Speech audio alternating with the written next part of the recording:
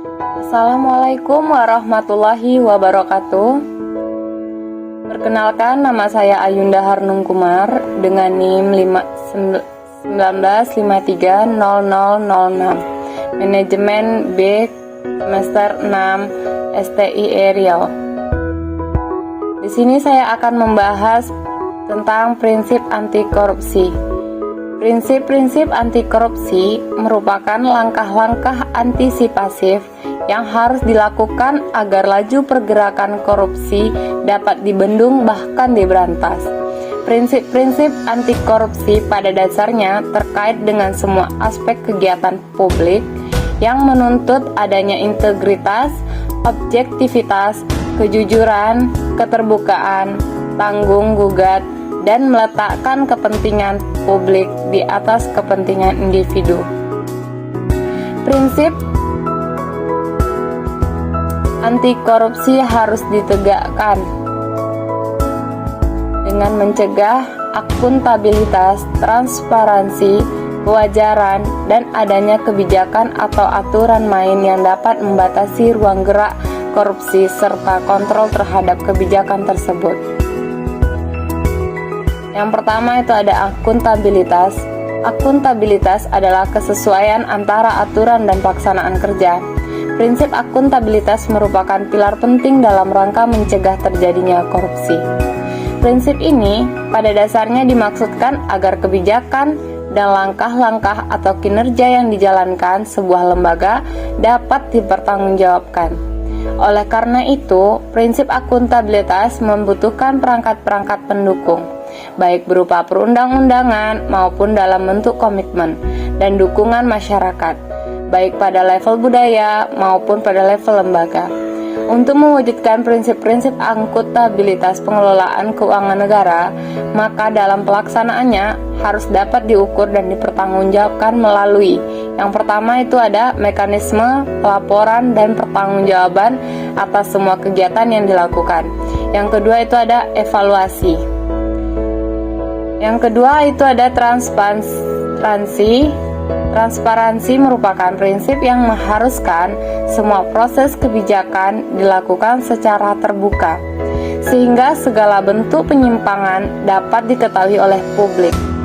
Keterikatan interaksi antara dua individu atau lebih mengharuskan adanya transparansi, mengacu pada keterbukaan dan kejujuran untuk saling menjunjung tinggi kepercayaan.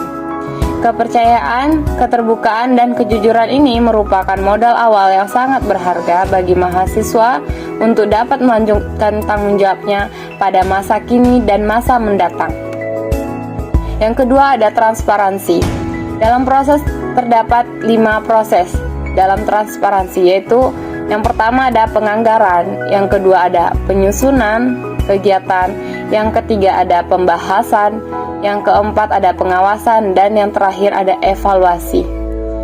Yang ketiga kewajaran.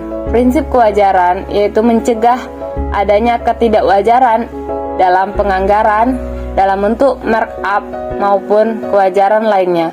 Ada 5 sifat prinsip kewajaran. Yang pertama ada komprehensif dan disiplin, yang kedua ada fleksibilitas, yang ketiga terprediksi, yang keempat kejujuran, dan yang terakhir informatif. Yang ketiga itu kewajaran. Kebijakan anti korupsi dapat dilihat dalam 4 aspek berikut. Yang pertama itu ada isi kebijakan, yang kedua ada pembuatan kebijakan, yang ketiga penegakan kebijakan, dan yang terakhir kultur kebijakan. 5. Kontrol kebijakan. Kontrol kebijakan adalah upaya agar kebijakan yang dibuat benar-benar efektif dan menghapus semua bentuk korupsi. Sedikitnya terdapat 3 model atau bentuk kontrol terhadap kebijakan pemerintah, yaitu berupa pertama itu ada partisipasi, yang kedua ada evolusi, dan yang terakhir ada reformasi. Dasar hukum di dalam anti korupsi ini yaitu yang pertama ada Undang-Undang RI nomor 3 tahun 1971, yaitu pemberantasan tindakan pidana korupsi. Yang kedua ada Undang-Undang RI nomor 8 tahun 1999, penyelenggaraan negara yang bersih dan bebas dari korupsi, kolusi, dan nepotisme. Yang ketiga ada Undang-Undang RI Nomor 20 Tahun 2001, Tindak Pidana Korupsi. Yang keempat ada Undang-Undang RI Nomor 30 Tahun 2002, Komisi Pemberantasan Tindak Pidana Korupsi. Dan yang terakhir ada Undang-Undang RI Nomor 7 Tahun 2006 yang tentang pengesahan atas Konvensi PBB anti korupsi. Yang keenam ada Instruksi Presiden RI Nomor 9 Tahun 2011 tentang Rencana Aksi Pencegahan dan Pemberantasan Korupsi. Yang ketujuh ada Kementerian Pendidikan dan Kebudayaan RI, Pendidikan Anti Korupsi untuk Perguruan Tinggi, cetakan 1 Desember 2012. Dan yang terakhir ada Pusdiklat Nakes, Badan PPSDM, Kementerian Kesehatan RI tahun 2014, Buku Ajar Pendidikan dan Budaya Anti Korupsi. Baiklah, sekian dari saya. Lebih dan kurang saya mohon maaf. Wabillahi taufik wal hidayah. Assalamualaikum warahmatullahi wabarakatuh.